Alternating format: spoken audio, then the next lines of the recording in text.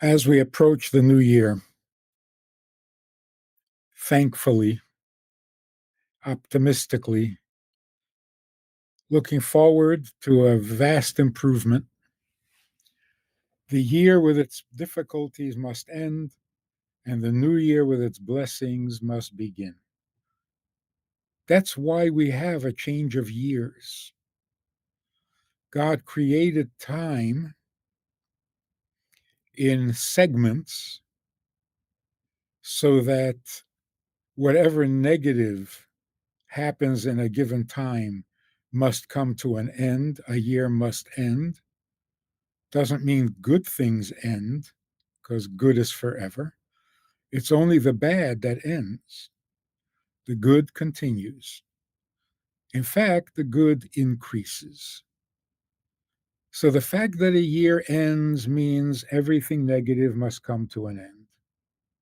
And the fact that a new year begins means a new goodness that had never been here before is now revealed into the world.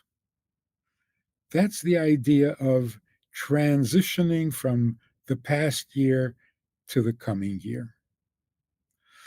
On a smaller scale, the same is true every month, the end of a month and beginning of a month. The same is true every week, the end of a week, beginning of a week. And on a micro scale, it's true every hour. So the 24 hours of the day means that there are 24 changes constantly happening, so that from hour to hour, we can be a different person. Whatever negativity existed in the past hour, that hour ends. A new hour begins, which means the evil fades and new opportunity is introduced.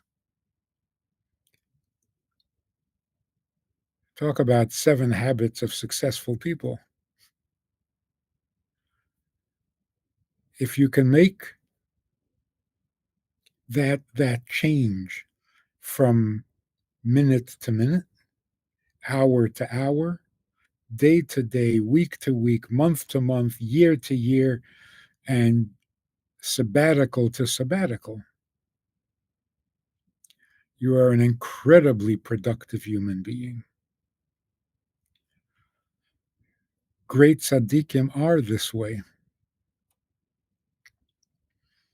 So it says about Avraham, our first father, that he came in old age. He arrived at a ripe old age with all his days, meaning every day was a significant change.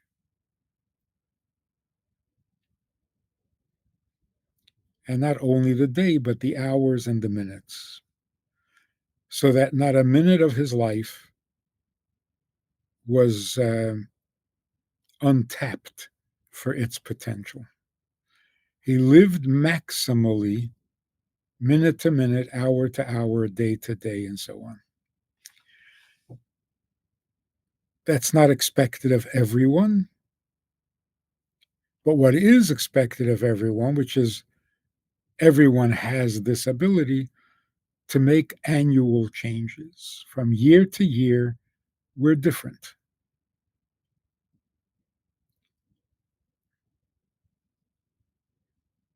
But it's good to be conscious of it and to actually use it as a workable plan.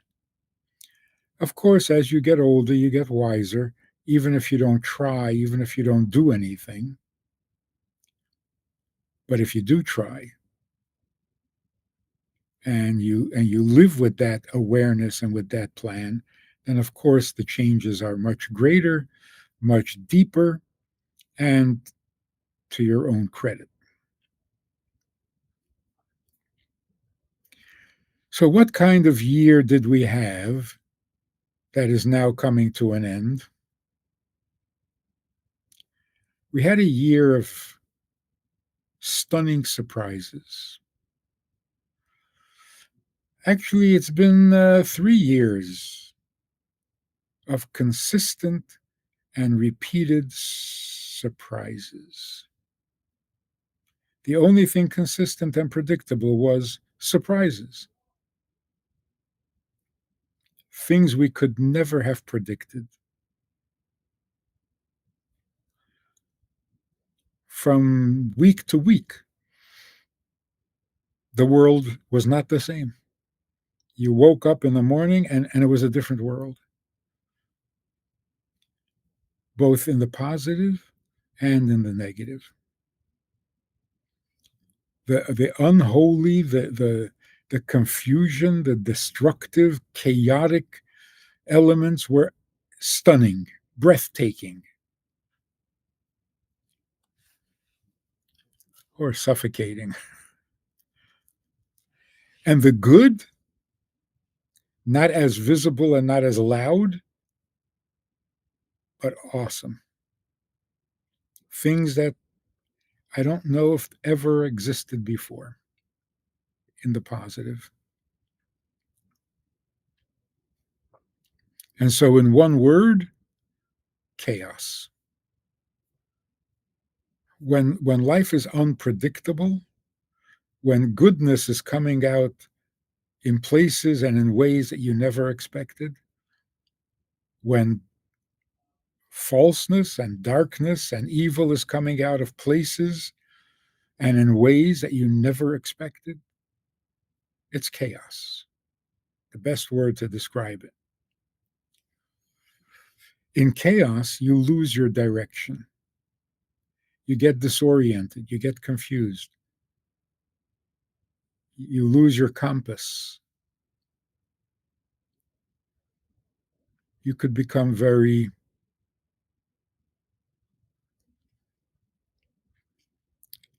uh, fanatical in your attempt to survive. When you're frightened, you're confused, you don't have a compass, you act irrational. Like a person lost in the woods, runs in circles. I once heard an explanation for that. They tell you if you are lost someplace in the woods, stay put and let someone come and find you. But if you run seeking an escape, seeking a way out, you're just going to run in circles. Why do you run in circles? Because if you are right handed, which means the right side of your body is dominant, then you're going to run towards the right. You're going to veer to the right constantly. And so you're going to keep making right turns. And you're going to end up going in circles towards the right. And if you're left handed, you'll run circles towards the left because you favor one side or the other. In other words, you're not thinking objectively, you're going by instinct, and instinct takes you in circles.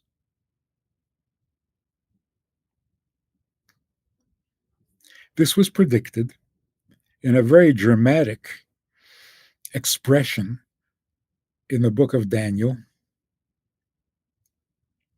in Daniel, where it says that in the end time, many things will be purified, clarified, and exposed.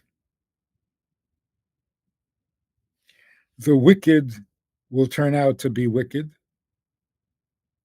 Many will be confused, and those who are intelligent will be the exception. It's not an exact translation. There are many commentaries on this verse, but pretty much the idea is clear. Let me read you the words exactly.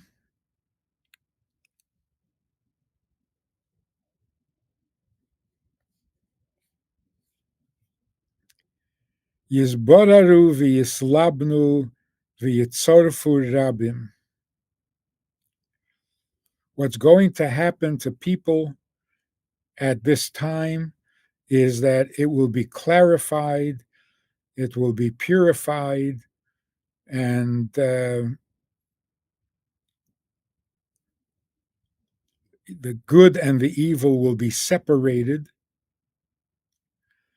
The wicked will be wicked, and they will not understand what's going on, but the intelligent, the wise, will understand. And at that time,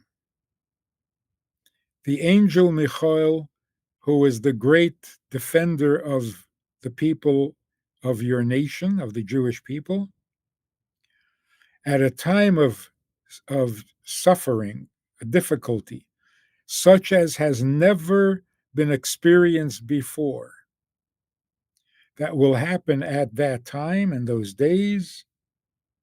Your nation will survive or escape. All who are inscribed in your book, in the Torah. This is a pretty powerful description of a world in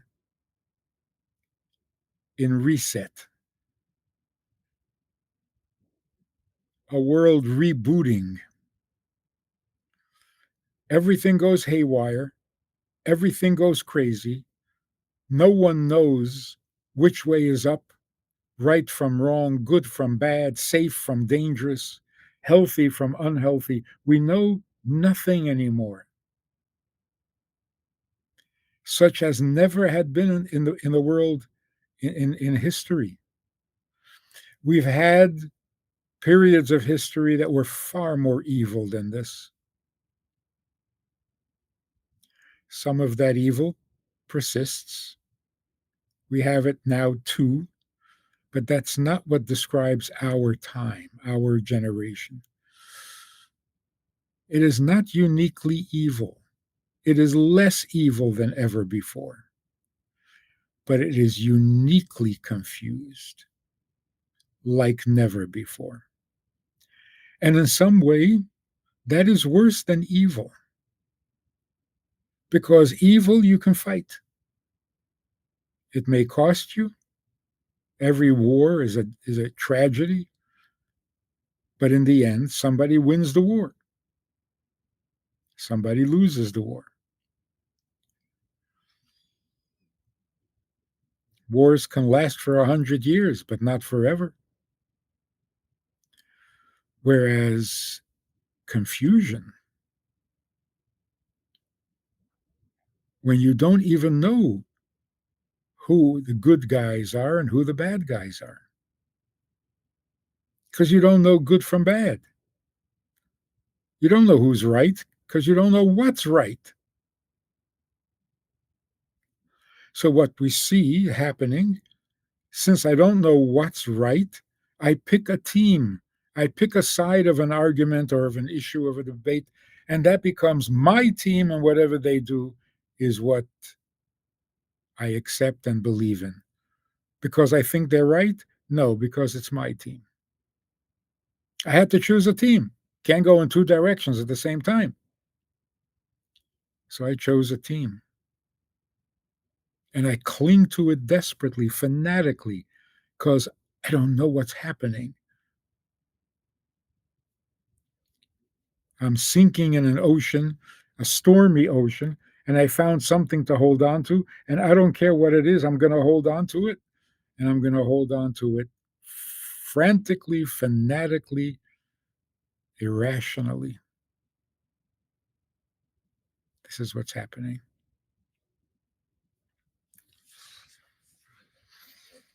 When before in history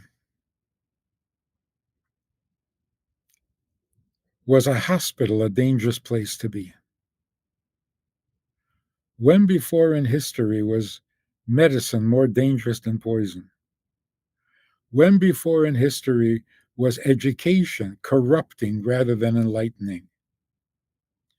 When before in history were spiritual leaders clueless as to morality? It's never happened before. This is what we've gone through in the last 4 years.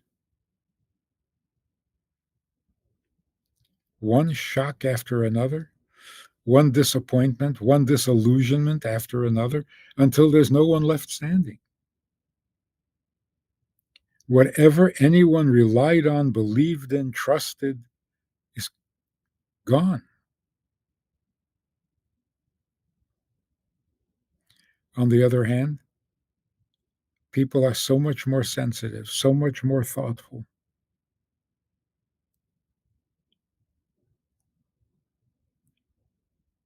so much more aware of the emptiness of materialism, the emptiness of success, whatever that means, the horrors of celebrityhood, of hero worship. They have been the most painful disappointments. And there's more coming. Because as things start to expose, it doesn't stop until it's fully exposed. We don't even want to know. We don't want to see. And as a result, we are repelled by this. So we go to the other extreme, looking for what is true, looking for what is reliable, looking for what is godly. Because the only thing left is God Himself. Not the religions that claim to represent Him, not the people who claim to represent Him, just Him. And how in the world do we have access to just Him? Well, He gave us His Torah. It's right there. He also gave us great teachers.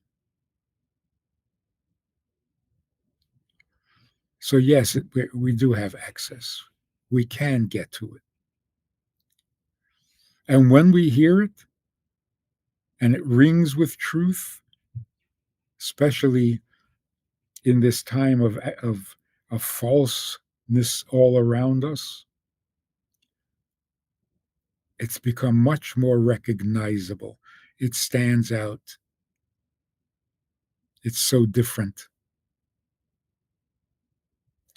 Just a little bit of truth, a little bit of honesty.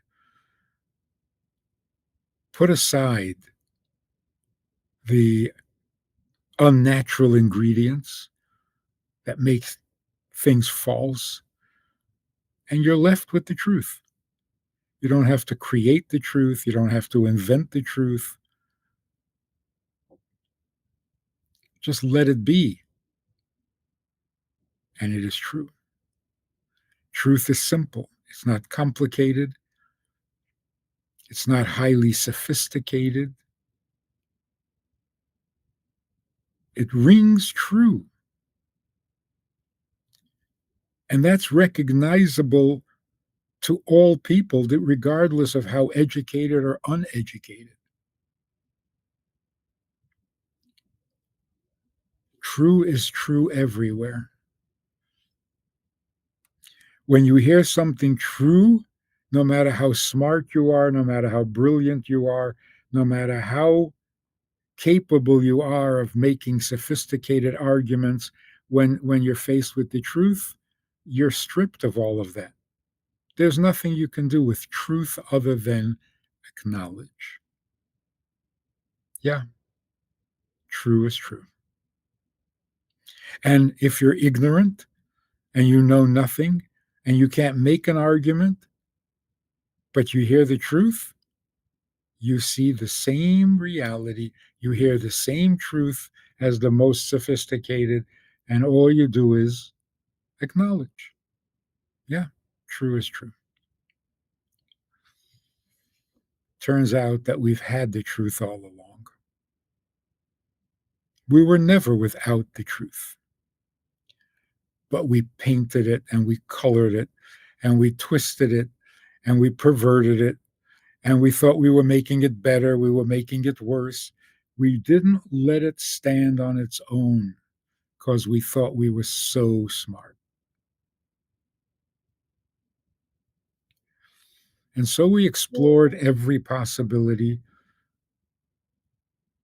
We experimented with every experiment, certainly in the 60s. Nothing was for sure, nothing was written in stone. Everything could be tried, tested, experimented with. Try it, you'll like it. That was the slogan. It was a total disaster. People settled down to what they thought was more traditional, more predictable, more reliable. They went back to work, they went back to school to find out that the workplace is inhumane, that schools don't know right from wrong, and the higher you go, the more confused you are as to morality, because nothing can be simple. You can't believe in anything. You have to rediscover the wheel on your own. And so we're left with nothing but fancy words that don't tell you anything. Is murder, rape, and kidnapping wrong? There's no simple answer. We're sophisticated people. It depends on context.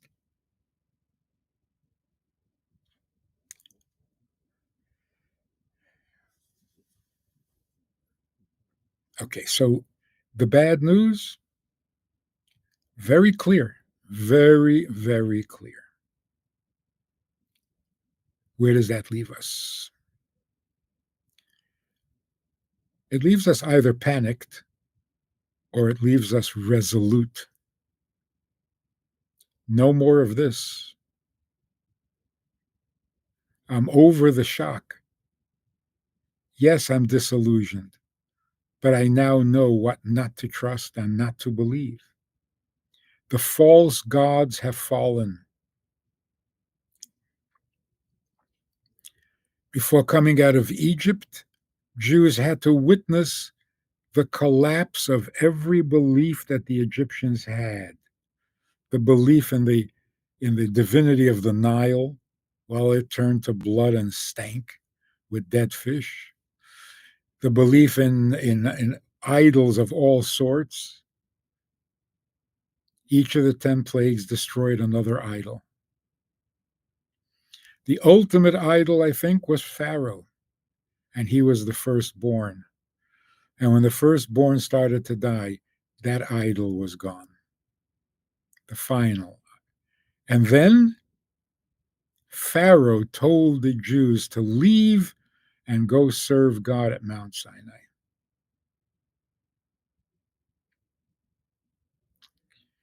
So the disillusionment in our times, much worse, much deeper, much more widespread on a much bigger scale.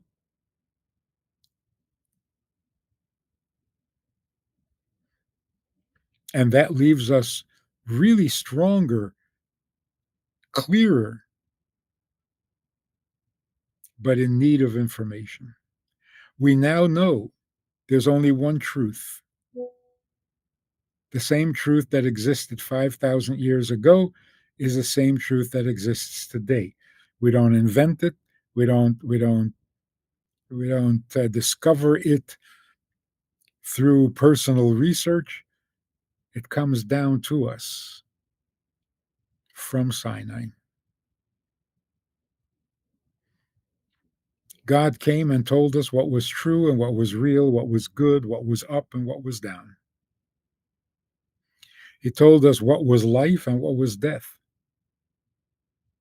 Never thought we needed God to tell us that. But now we see that, yes, it was necessary. It was necessary for God to say, I place before you today a choice between life and death. Choose life. We need to be told to choose life over death. Yeah, well, first we have to know what life is. So God says, I've placed before you life and death so that you see which is which, and then you'll choose life. So the world is much more determined to do the right thing because it is so absent in our lives. And the lack of it makes us really determined. We've got to get back to what is true and real. What is true and real? Let's lay it out clearly and simply and as strongly as possible. What is true and what is real? That the world was created purposefully, not intelligently. The intelligence of nature is not a question, it's not something new. There's no argument, there's no debate. Yes, the world is a very intelligent creation. What does that mean? What does that prove? What does that do? Very little. We can marvel at the workings of a human eye. And that's it. It's not, the question is not whether creation is intelligent, intelligent design. That's not the issue. The issue is, does the existence of the world serve a purpose? Was it created purposefully? Purposefully means with an end goal in mind. The world was created so that it becomes some specific kind of existence which is utopian. So the first clear conviction that we have is we exist for a reason. The creator is not just intelligent, the creator is purposeful.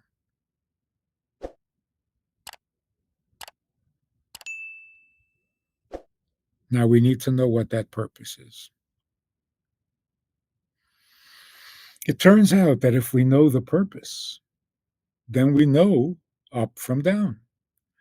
If we're headed towards the fulfillment of the purpose, we're going up. If we're headed in the opposite direction, then we're going down. If we're going closer to that achievement, then we're being good, productive. If we're headed in the other direction, we are being bad, destructive.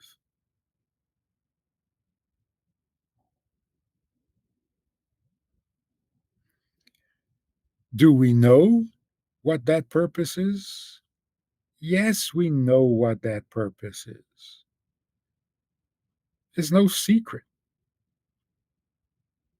The purpose is this is God's creation, created for his purpose, which is that the world become his kind of world with the participation and partnership of the creation itself. That the world created by God should be godly, but not because God decreed it, but because the creation itself is in harmony with God's purpose and is partnering with God in creating that utopian condition. Utopian for us,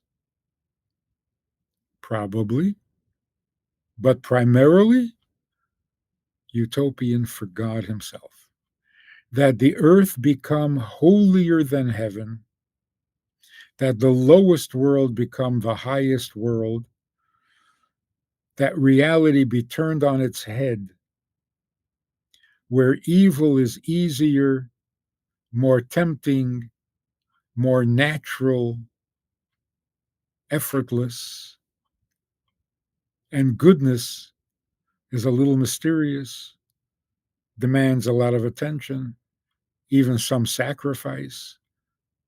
Turn that upside down. Make it so that all goodness is easy, natural, effortless. And to sin, boy, you got to work real hard, go out of your way, and even sacrifice. And nobody's going to sacrifice for sin. And so we have a world in which godliness is appealing, godliness is a pleasure, godliness is obvious, and we are functioning we're moving, dancing in step with God himself. This is God's desire. This is God's purpose. This is God's pleasure. And we get to partner with him. It's not complicated. The rest is commentary. Are we any closer to that goal today than we were a year ago? Absolutely. Absolutely. In so many ways, sin is not as tempting anymore. It's certainly not compelling. This belief that no one can get through life without sinning because sin is unavoidable, sin is irresistible, sin is in our DNA. And no, it's not true. Sin is tempting by lying. It appears to be necessary, it appears to be satisfying, but we've seen through the facade. It's not true. Sin is always disappointing. It always leaves you hungry, empty, depleted, and defeated. It's not what it claims to be. It never was. But today we see it. We see it. In subtle ways, but in ways that we never saw before. The desire to serve instead of be served is stronger today than a year ago. And a year ago, it was stronger than 2 years ago. A simple question, the answer to which puts us right where we need to be. If the entire universe disappeared overnight, just gone, over, ends as mysteriously as it began, and tomorrow, well, there is no tomorrow. It's over. Nothing will exist past midnight tonight. Would that be a tragedy? Would anybody care? Would that be a loss to anybody? I know it's a silly question. No one will exist, so who is going to feel a loss? Obviously. If we didn't exist, would it matter? Matter to whom? Okay. If we weren't here, it wouldn't matter to us. So what are we panicking about? Why are we working so hard to clean the air and the environment and make it healthier? And so what? So we can hang around here longer? But then if we don't hang around, it's also good. So if we all disappear tomorrow, that's fine. What's the difference whether we're here or not here?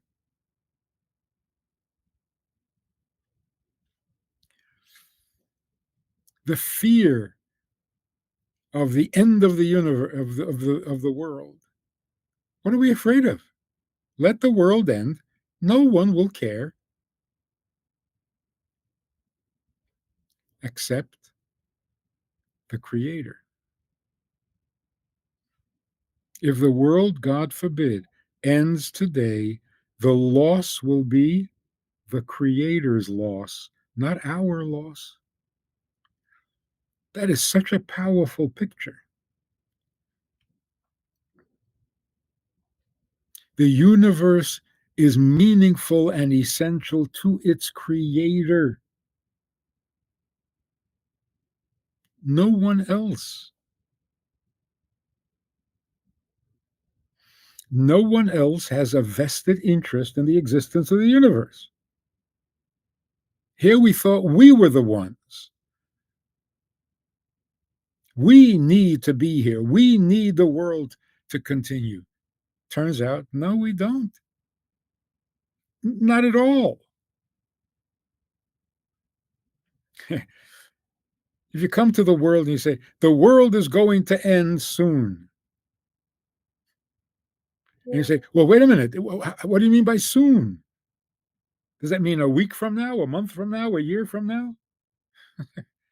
What's the difference? What's the difference?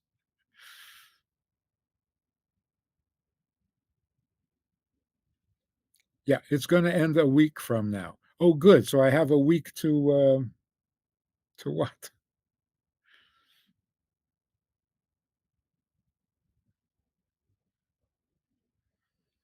That is a sobering thought.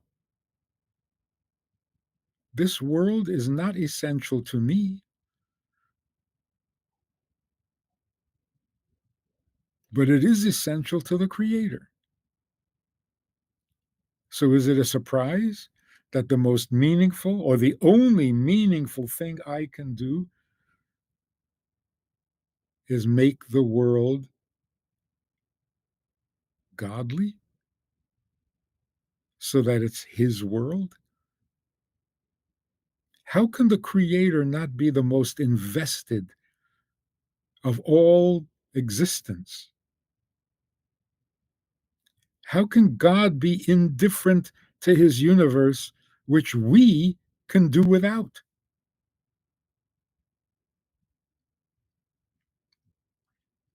In many ways, this is dawning on people all over the world. And so now people desperately want a cause. I don't want to go home and make dinner. I don't want to take care of myself. I don't want to promote myself. I don't want to protect myself. I don't want to love myself. Because if myself disappears tomorrow, no one would care. I mean, if all of us disappeared. So, what's the point of loving myself? So, no, I don't want to love myself. In fact, I don't even want to talk about myself. And that's why I feel like I need to be left alone. Leave me alone. Leave the me out of the conversation because it's not about me or you or us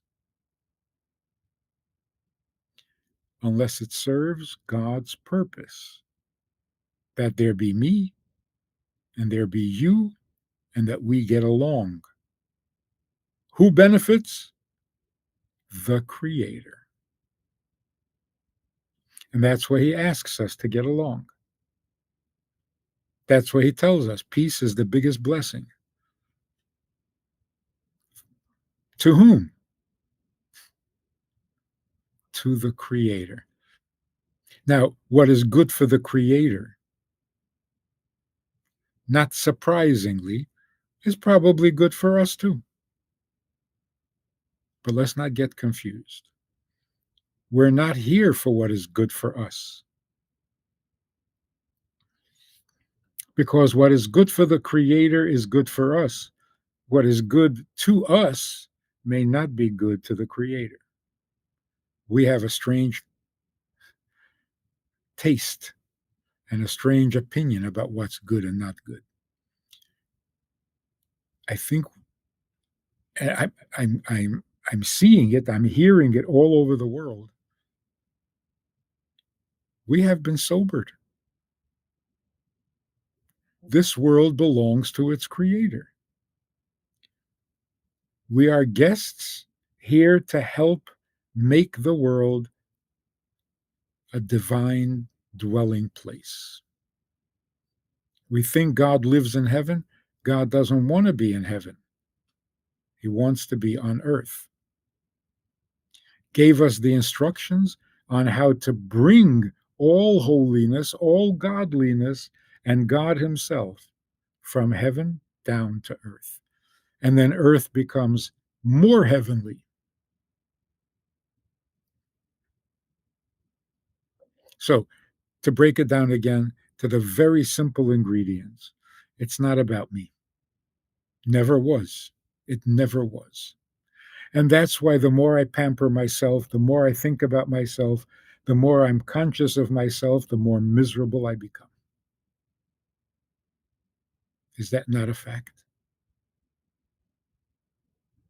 Are we not thoroughly convinced of that by now? Do you still think if you made a few more dollars, your life would be more meaningful? You think if you became more spiritual, you'd be a better person? If you were perfect in all your abilities and all your talents and in all your knowledge, would you make a better friend, a better wife, a better husband?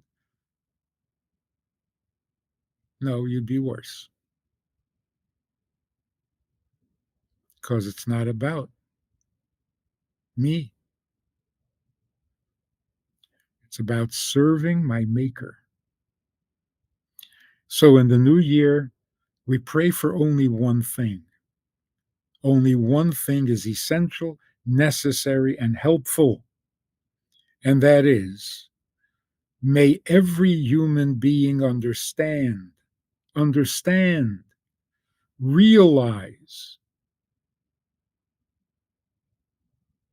who his creator is, who his maker is,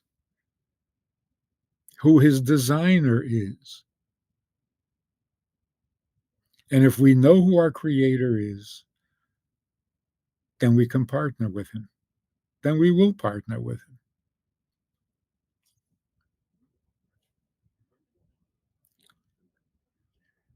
When we've had our fill of chaos, all we want is clarity. What does clarity mean? If you don't know who your maker is, then you're confused. If you don't know who created all of this, then you know nothing useful. If you see a beautiful sunset and you don't know who to thank, and you say foolish things like, thank the lucky stars, thank the universe for being what it is, you're confused. If you know that there's a purpose to your existence, but you don't know whose purpose and what the purpose is, you're very confused.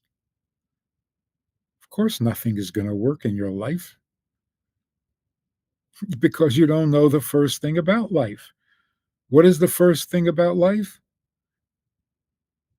It serves a purpose. You're not here just to be here. You're here to make a difference. For whom?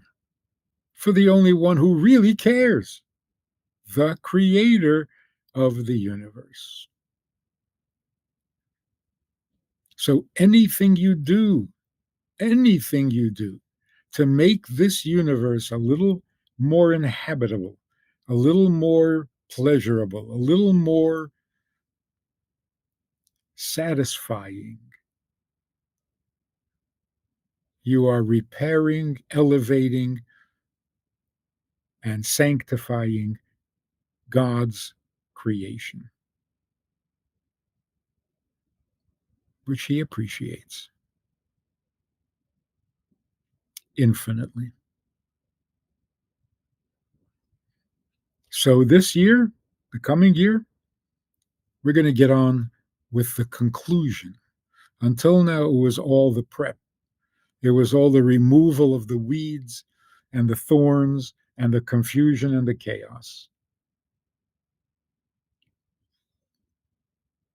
Unfortunately, some of it is going to carry over into the new year, but it's on its way out. It's petering out. The good news of the coming year is that we're going to get around to the solution. The confusion will be clarified. Things will become sorted out so that everything is clear. The tree of knowledge is the mixture of good and evil, and we will not suffer from that anymore because the good and the evil will no longer be intermingled. A little bit of good in every evil and a little bit of evil in every good. That's a chaotic world. Consequence of eating from the tree. But we've worked long and hard throughout history to sort it out, to separate the good from the bad, the sweet from the bitter, and we're there. It's become very clear. The good is definitely good, the bad is so bad. And so we're going to devote ourselves to the good. We're going to let the bad memories and the bad experiences fade, and the world is just going to continue to be gooder and gooder with each hour, with each day, with each week, each month, and every year forever. There is a plan to this chaos. So God should bless us all for the coming year. Let every creation know its creator. Let every formed being know who formed it. Let every design in the world know who designed it. And it's going to be godly.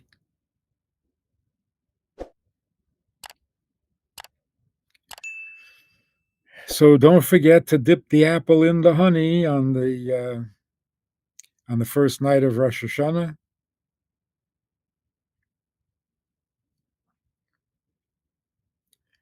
Dip the apple in the honey and make it a really sweet year. We will have lots of good news to share, and we should be generous in sharing it, because when we're good people, we are thrilled by other people's good news. Shana Tova, a good sweet year. If you enjoyed this conversation or this topic, and you're looking for more information, or you want to hear it again from another angle, there's a way to do that. And that is in this book. It's all there. Order it from Amazon. You can read it, reread it, and share it. These ideas, these messages, this approach to life, this approach to Torah, to meaning, and to morals is vital for the world today. And we need to get this message out to the entire world. It is universal, it's essential, it's indispensable. To support this effort, if you want to be a partner in this crime, check out the link and make a donation. It really helps a lot. And thank you in advance.